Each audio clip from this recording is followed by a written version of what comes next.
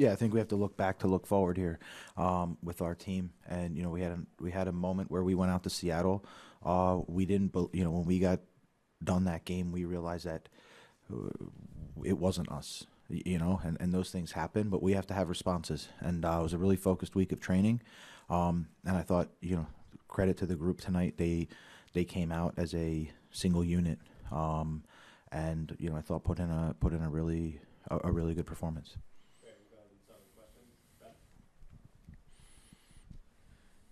BJ, I guess just off the top, how do you process 7 goals like that? What's kind of going through your mind on the sideline? I mean, I think for me, I just try to stay, pretty much focused in the moment of what's working, what do we need to improve. A lot of times, maybe it's just the way my, default. But as the goals are going in, I'm usually looking at the back line, trying to make sure that we're compact. So, again, I just thought it was, we were able to get a lot of numbers. We were able to get runs behind the back line tonight, and guys were able to sort of execute. So, I think we're probably still processing it, but I think a good performance. And then for Sam specifically, he's had a lot of chances this year and maybe not found the finish on a few of them. But tonight, for him to get 4 goals like he did, 2 from open play, just what did you make of his performance? Yeah, each week Sam puts in a really good shift. And we ask a lot out of our forwards with and without the ball. So maybe the goal scoring, is slow to come, but he's been doing everything for us, every match, and now tonight he was rewarded with that. But again, he's been putting himself in really good opportunities, and we know if you continue to get good opportunities and you continue to put yourself there, it'll break for you. And tonight he was a beneficiary of that.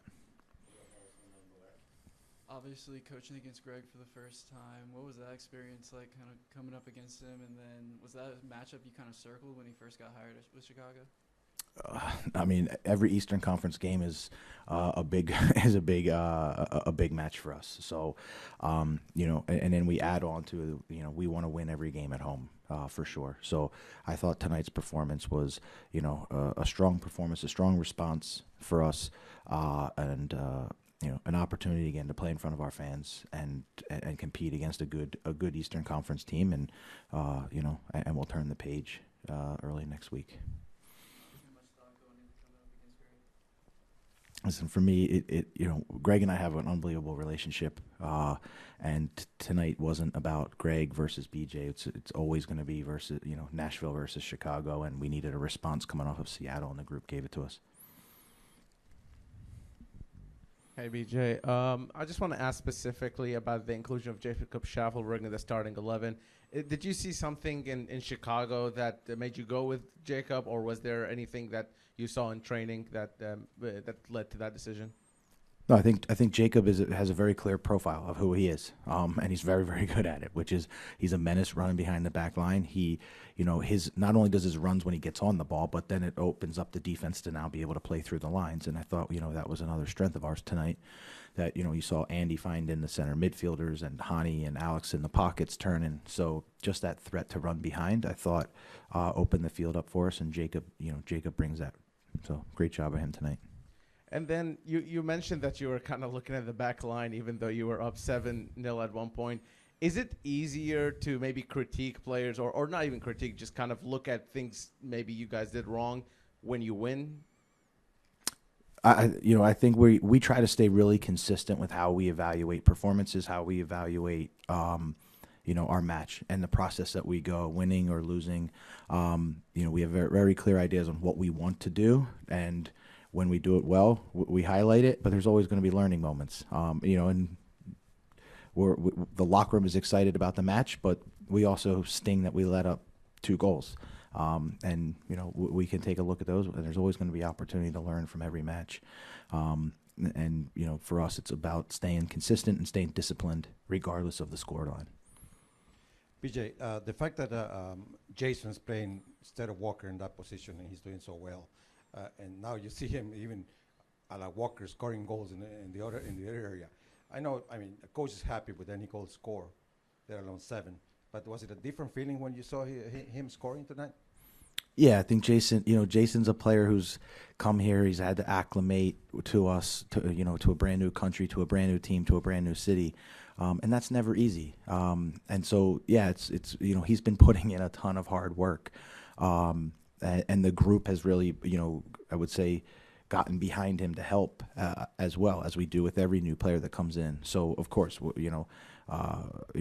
excited. We know that together we're better, and if we're getting goal contributions from defenders and goal contributions across the board, we're going to be a happy team. Now, is it fair to say that Patrick Jasbeck and Eddie Taxett bring the most, perhaps the level you're looking for in the middle for the team, instead of when you have them mixed with other players? I think when you see the partnership of Patrick and Eddie, it's two players that can cover almost the whole field. So yes, in that sense. So for us, it's just about how do we deploy different player profiles and partnerships with one another. And I think you saw tonight, and you've seen in the past, Patrick and Eddie are. They're relentless. They're relentless going box to box, winning balls, tackling, winning duels, passing the ball, passing forward. So, I thought they really, were sort of the catalyst to our energy tonight. Kind of expanding on your comment about Jacob Schaffelberg from earlier, I'm just curious when it comes to Jacob's second effort in tonight's game, because his first two efforts, one led to a corner kick, one led to the penalty. Obviously getting to Sam's 4 goals there. But just to that point, is that something that's been missing in this but this team the last couple of games? Is that second effort just to get behind the ball? Yeah, I mean, we've challenged Jacob to, compete on both sides of the ball. And I think, whether that's from positional discipline when we're in our mid-block to pressing and taking the last step and pressing through and trying to block passes, and then defensive recoveries. So, it's funny because he has a lot of speed, and a lot of times it's being used in one direction, but that speed can also be used in another direction, which is getting back below the ball or pressing. And as he continues to develop it, as we're trying to develop all of our players, I think, the team will grow. And to actually add on to that, Ahmed Qasim come in a little late for this game, subbed on. I'm also curious about his, aspect of getting under the defensive side of the ball. He's a young player. I assume, does that give Jacob a leg up when it comes to stuff like that? I think they're both competing. I mean, even when Ahmed came in the game, you saw him close down a guy, put him right on the sideline. So, it's the demand that we put on every player, and every player. It's the standard that we hold here at Nashville, and we'll continue to work with every player to develop them individually to meet those, to meet and develop into those standards.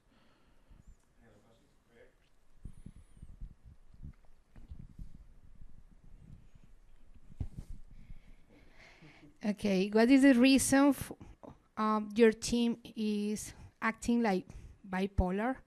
At home, they know how to play how they want, but when they go out, they look like they lost.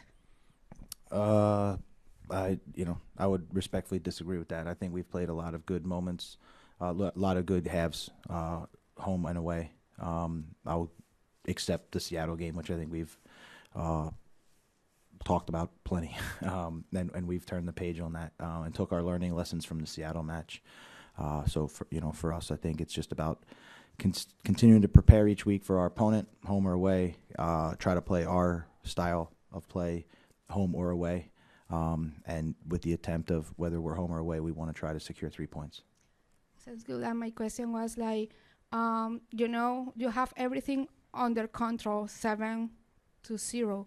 And then coming to goals, what do you think was the mistake for our team that can happen when you are in totally control of this game?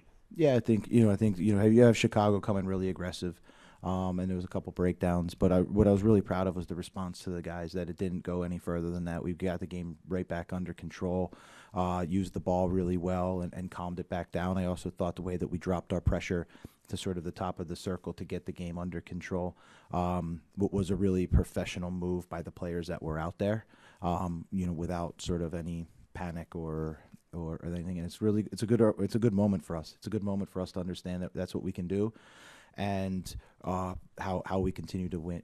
These are learning lessons to win the game. Thanks, guys.